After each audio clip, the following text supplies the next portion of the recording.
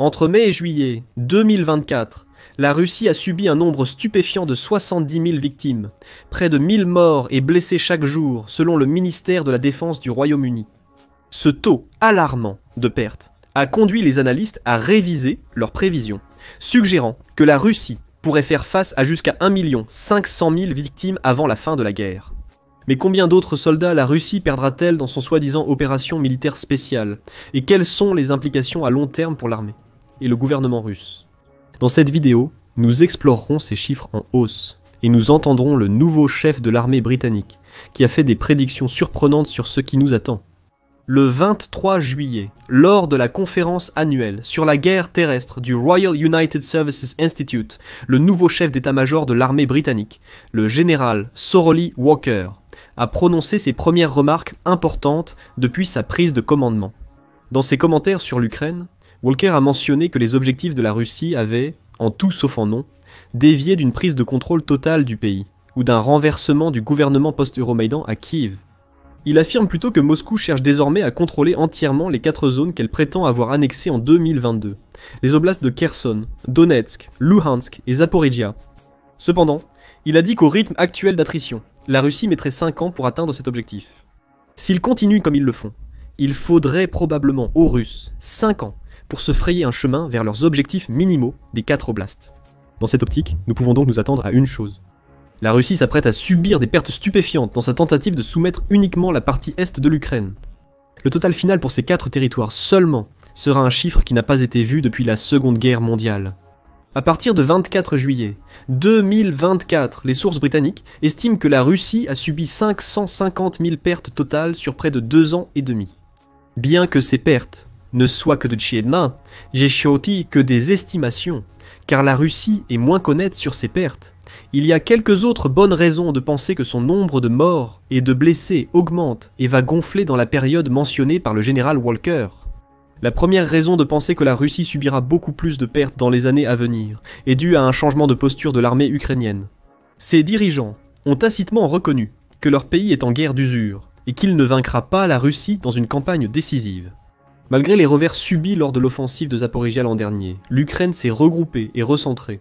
Malgré les défis, les forces ukrainiennes, soutenues par la communauté internationale, restent déterminées et continuent de défendre avec succès leur territoire contre les avancées russes. La Russie a essayé d'attaquer mais a fait face à une vive résistance ukrainienne. L'Ukraine a modifié sa stratégie, passant de la reconquête territoriale à la défense de ses positions actuelles. En faisant cela, elle vise à tuer ou mutiler autant de troupes russes que possible, à détruire autant d'équipements ennemis qu'elle le peut et à minimiser ses pertes. La stratégie défensive de l'Ukraine est bien adaptée à cette tâche. La Russie a subi de lourdes pertes durant la longue bataille pour Avdiivka. En décembre 2023, environ 3000 soldats russes ont été tués ou blessés pour chaque mile carré qu'ils ont capturé autour de cette ville. C'était 2 mois avant la fin de la bataille. C'était également à l'époque où l'Ukraine subissait le pire de ses pénuries de munitions, en particulier les obus d'artillerie, et lorsque la Russie semblait pouvoir prendre l'avantage dans la guerre des drones. Ces 2 situations diffèrent aujourd'hui. L'Ukraine a fait souffrir la Russie avec ses opérations de drones. Depuis le début de l'invasion, l'Ukraine a utilisé de petits drones vol en immersion rapide pour infliger de lourds dégâts à la machine de guerre russe.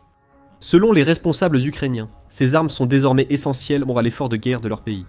Dans la seconde moitié de 2023, malgré des pertes importantes pour peu de gains territoriaux, la Russie semblait en mesure de surpasser l'Ukraine dans cette dimension de la guerre. Mais l'activité des drones vol en immersion russe a atteint son apogée en janvier. En début d'année, le président Zelensky a fait de la production d'1 million de drones vol en immersion, une priorité majeure de son gouvernement. En février, l'Ukraine était bien partie pour surpasser cet objectif. Ces drones ont causé la perte de milliers de chars et véhicules russes. Les pilotes de drones vol en immersion ukrainiens sont maintenant si bons qu'ils peuvent cibler des individus spécifiques, se cachant dans des espaces confinés, naviguant même dans des appartements, jusqu'à ce qu'ils trouvent la bonne cible. La Russie a également pris du retard dans la course au brouillage. De nombreux brouilleurs dont elle a un besoin crucial pour stopper les drones ukrainiens sont tout simplement défectueux, que ce soit pour protéger l'infanterie ou les véhicules. Le résultat final est que les forces russes doivent désormais traverser l'écran toujours croissant de drones vol en immersion ukrainien. Si la Russie ne fournit pas suffisamment de brouilleurs, ses pertes augmenteront avec l'introduction croissante de drones ukrainiens dans le combat. Pendant ce temps, L'Ukraine souffre toujours d'une pénurie d'obus d'artillerie, mais pas autant qu'entre le 23 octobre et le 24 avril, lorsque les États-Unis ont cessé d'envoyer de l'aide militaire. L'augmentation des obus signifie une augmentation des pertes russes. Les artilleurs ukrainiens ont rapporté une hausse récente des approvisionnements, mais pas au niveau ni à l'endroit espéré. En hiver, les partenaires occidentaux de l'Ukraine ont négocié un transfert de plus d'1 million d'obus qui existaient dans les stocks de pays non occidentaux comme la Corée du Sud, la Turquie et l'Afrique du Sud. Selon le ministre des Affaires étrangères tchèque Jan Lipavsky, les premiers 45 000 obus sont arrivés en Ukraine, en juin, suivis de 100 000 supplémentaires en juillet et en août, dans le cadre d'un effort mené par la République tchèque. On rapporte que les nouveaux obus ont déjà eu un grand impact. Selon Thomas Kopechny, coordinateur de Prague pour la reconstruction de l'Ukraine, les troupes ukrainiennes surpassent actuellement leurs homologues russes en termes de tirs à certains endroits le long du front de 685 miles. Il n'a pas précisé dans quelle partie du front cela s'est produit. Prague espère que la livraison de ces obus se poursuivra pendant quelques années. En raison des nouveaux drones et obus, les assauts russes sur les positions ukrainiennes seront plus coûteux et les pertes augmenteront. Les obus d'artillerie en particulier ont causé 80% des pertes totales de la guerre.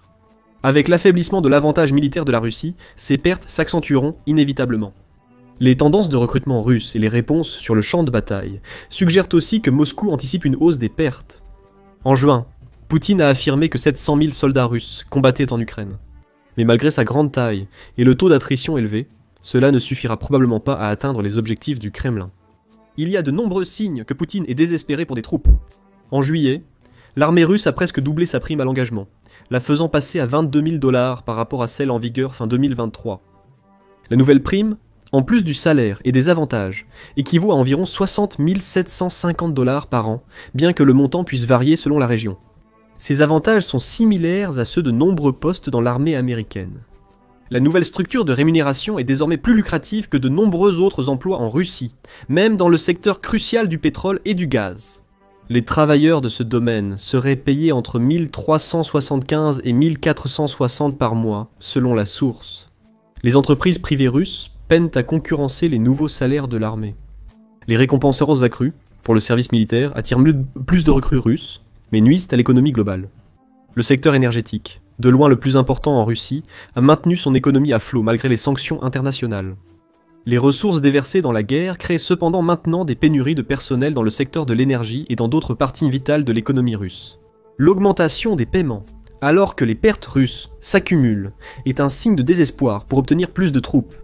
Un autre signe que les pertes russes s'intensifient, et l'argent qu'elle doit maintenant dépenser pour soigner les soldats blessés et indemniser les familles des troupes décédées. Des chercheurs américains de Johns Hopkins et du Think Tank Center for the National Interest ont estimé que ces paiements représentent désormais 6% du budget annuel de la Russie, soit 26 milliards de dollars. Ces dépenses militaires représentent désormais environ 40% des dépenses annuelles totales de la Russie. L'armée peut désormais conscrire plus facilement. Sous le nouveau régime de conscription, les individus recevront des notifications via un portail gouvernemental numérique. Ceux qui ne se présentent pas pour le service peuvent être sanctionnés, même sans compte sur ce portail. Les voix dissidentes en Russie ont qualifié ce système de nouveau goulag numérique. La limite d'âge pour les réservistes mobilisables a été relevée à 70 ans. Les tactiques russes récentes contribuent aussi à la hausse de son taux de mortalité. Une des nouvelles tactiques est d'envoyer des vagues d'assauts frontaux contre les positions ukrainiennes pour localiser leur artillerie. Les troupes ukrainiennes appellent à ces assauts des gros assauts de viande. Un officier a décrit ce que c'était que de faire face à un tel assaut. Les Russes utilisent généralement ces unités pour repérer notre équipement de tir et épuiser constamment nos troupes. Nos gars se tiennent en position et combattent. Et quand 4 ou 5 vagues de l'ennemi vous attaquent en une journée, que vous devez détruire sans fin, c'est très difficile, non seulement physiquement, mais aussi psychologiquement. Une fois la puissance de feu ukrainienne découverte, les chars et l'artillerie russe peuvent être amenés à la détruire. Malgré leur efficacité, ces tactiques engendrent de lourdes pertes humaines. Elles accroissent donc la demande russe pour de nouvelles sources de main-d'œuvre. Les nouveaux drones et obus d'artillerie de l'Ukraine rendront ces tactiques encore plus coûteuses à mesure que les pénuries de munitions s'atténuent, du moins un peu. La demande de main-d'œuvre augmentera si la Russie poursuit ses assauts meurtriers, et les ressources disponibles sur le territoire de Poutine sont limitées. Face à la résistance intérieure qui risque de croître suite aux nouvelles vagues de mobilisation, Poutine a dû recourir à des méthodes inhabituelles pour nourrir la demande croissante de main-d'œuvre de sa machine de guerre. En plus d'augmenter la charge sur sa propre population, la Russie a cherché à l'étranger pour plus de bots à mettre sur le sol ukrainien. Récemment, elle s'est concentrée sur le recrutement de mercenaires étrangers, surtout en Afrique. Ce n'est pas un hasard si ces nouvelles ont commencé à filtrer en mai, lorsque le taux de mortalité en Russie s'est accéléré. Selon des sources de renseignement ukrainiennes, la Russie concentre ses efforts sur 4 pays, le Rwanda, le Burundi, le Congo et l'Ouganda. Elle offrirait apparemment aux hommes de ces pays un salaire mensuel de 2200 $, soit plus que le revenu annuel moyen là-bas. De plus, la Russie offre une prime à la signature de 2000 $, une assurance santé et des passeports russes pour les nouvelles recrues et leurs familles. Selon le ministère de la Défense britannique, le soi-disant corps d'Afrique, incluant certains de ces hommes, a été vu combattant dans la région de Kharkiv à la mi-mai. La Russie a eu recours à d'autres méthodes pour acquérir des troupes étrangères, y compris en contraignant les étudiants qui étudient et en formant des réseaux de trafic d'êtres humains. Dans ce dernier cas, des agents russes auraient attiré des hommes indiens dans des rôles d'assistants pour l'armée. Après leur formation, ils ont été envoyés au front. Les soldats étrangers ont peu de chances de survivre longtemps. Familiers de la Russie, ils seront les premiers envoyés au front, comme les réservistes mobilisés fin 2022. Néanmoins, cette tactique de combat s'accorde bien avec l'approche militaire traditionnelle russe. Il semble que le régime de Poutine se rende compte qu'il ne peut pas maintenant remporter le conflit dans une bataille décisive, et sacrifie sans pitié des troupes pour réduire l'Ukraine à la soumission parce qu'il peut supporter plus de pertes. Poutine continuera à envoyer des troupes au front et à lutter, peu importe le coût, tant qu'il le pourra. Pour lui, il est politiquement nécessaire de ne pas quitter l'Ukraine les mains vides. La survie de son régime est en jeu. Malheureusement pour Poutine, tous ces nouveaux hommes ne sont probablement toujours pas suffisants pour changer le caractère de la guerre, ou pour atténuer les pertes russes. Selon un officiel s'adressant à Reuters lors du sommet de l'Organisation du Traité de l'Atlantique Nord en juillet à Washington, la Russie n'avait pas suffisamment de troupes pour mener de larges opérations offensives. La machine de guerre russe n'avait d'autre choix que de continuer comme elle était. Pour empirer la situation de la Russie, ses forces souffrent aussi d'une puissance de feu excessive. Actuellement, la Russie produit ou obtient plus d'obus d'artillerie que l'Ukraine et ses alliés. Cependant, la visite de Poutine à Pyongyang en juin n'était pas une coïncidence. Malgré une production intérieure accrue, la Russie s'est aussi appuyée sur ses partenaires pour obtenir les obus nécessaires à son offensive. Selon un responsable de l'Organisation du Traité de l'Atlantique Nord, la Russie manque de munitions pour lancer une offensive capable de sécuriser de vastes étendues de l'Ukraine, la forçant à mener des opérations de petite envergure coûteuses, a rapporté Reuters. La Russie devrait obtenir des munitions supplémentaires de pays autres que la Corée du Nord et l'Iran pour lancer des offensives adéquates. La Chine étant réticente à aider militairement son problématique partenaire junior, il est improbable que la Russie trouve un pays capable de lui fournir le soutien nécessaire pour changer le cours de la guerre. Selon l'officiel de l'Organisation du Traité de l'Atlantique Nord, les défenses de l'Ukraine se sont nettement améliorées cette année, rendant les assauts russes plus coûteux. Malgré sa puissance de feu, la Russie n'obtient pas suffisamment d'obus quotidiennement pour supprimer les défenses comme elle le souhaite, afin de réduire ses pertes. Considérant ces faits, le général Walker a prédit des pertes sans précédent pour la Russie à l'époque moderne. Le nouveau général en chef britannique prévoit que si la situation actuelle persiste, la Russie pourrait perdre entre 1,5 et 1,8 million d'hommes sur les 5 ans nécessaires pour capturer les 4 oblasts. Cependant, ce chiffre astronomique dépend de la capacité des forces armées ukrainiennes à maintenir la défense qu'elles mettent actuellement en place. Cette défense dépend de l'aide continue des alliés occidentaux de l'Ukraine, surtout en matière de munitions d'artillerie. La pénurie d'obus en Ukraine pourrait ne pas être aussi grave qu'au début de l'année, car les troupes en première ligne signalent qu'elles ont vu arriver de nouvelles fournitures. Ils craignent cependant que ce ne soit insuffisant. La République tchèque, leader dans la recherche et le transfert des obus de 155 mm cet hiver, a prévenu que l'objectif initial de 800 000 obus d'ici fin d'année serait réduit d'un tiers si 3 des 18 pays européens impliqués ne versent pas l'argent promis. Jusqu'à présent, ils ont été négligents. Le général Walker présume aussi que la Russie n'accroîtrait pas considérablement son avantage en effectif face à l'Ukraine. Bien qu'il soit toujours à court, Poutine montre qu'il est prêt à sortir des sentiers battus et à utiliser toute l'étendue de ses pouvoirs arbitraires et dictatoriaux pour trouver les troupes nécessaires. La seule chose qu'il a jusqu'à présent hésité à faire est d'envoyer des avis de conscription en masse aux personnes dans les principaux centres de population du cœur européen de la Russie. Il craint un retour de bâton politique si les gens de Moscou et de Saint-Pétersbourg voient trop de cercueils ou de troupes mutilées revenir dans leur communauté. Mais un dictateur désespéré aura tendance à ignorer ses limites si nécessaires. L'augmentation des troupes russes épuiserait rapidement les munitions ukrainiennes. Malgré le succès de l'initiative tchèque, l'incertitude demeure. Il est également probable que l'Union européenne ne pourra pas tenir les promesses qu'elle a faites de livrer 1 million d'obus d'artillerie produits localement à l'Ukraine en 2024. Walker a rapidement souligné les enjeux pour l'Occident. Il a averti qu'une défaite face à la Russie en Ukraine entraînerait une menace sécuritaire bien plus grande pour l'avenir. La leçon de l'histoire est que les Russes n'oublient pas, et ils reviendront pour se venger. Même si Poutine est vaincu en Ukraine, Walker a déclaré que l'Occident ne pouvait pas écarter la possibilité que son régime chercherait toujours à se venger, pour des raisons compréhensibles lorsqu'on les regarde d'un point de vue historique et géopolitique. Même si Poutine réussit à capturer les 4 oblasts, un tel résultat ne rapprocherait pas significativement la Russie de la réalisation de ses objectifs géopolitiques en Europe, qui sont d'acquérir des frontières naturellement défendables, de raccourcir sa longue frontière avec l'organisation du traité de l'Atlantique Nord et de créer un tampon pour le très important gap de Volgograd, l'étroite bande territoriale entre la mer Noire et la mer Caspienne qui relie le cœur de la Russie au Caucase. Cette zone a été une cible pour l'Allemagne lors des 2 guerres mondiales, et Moscou la protège depuis lors. Pendant l'Union soviétique, le gap de Volgograd était protégé par un grand tampon, disparu après 1991.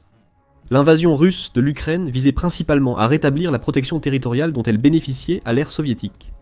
La reconquête des 4 oblasts de l'Est au prix d'1 500 000 victimes ou plus ne va pas assez loin pour atteindre cet objectif.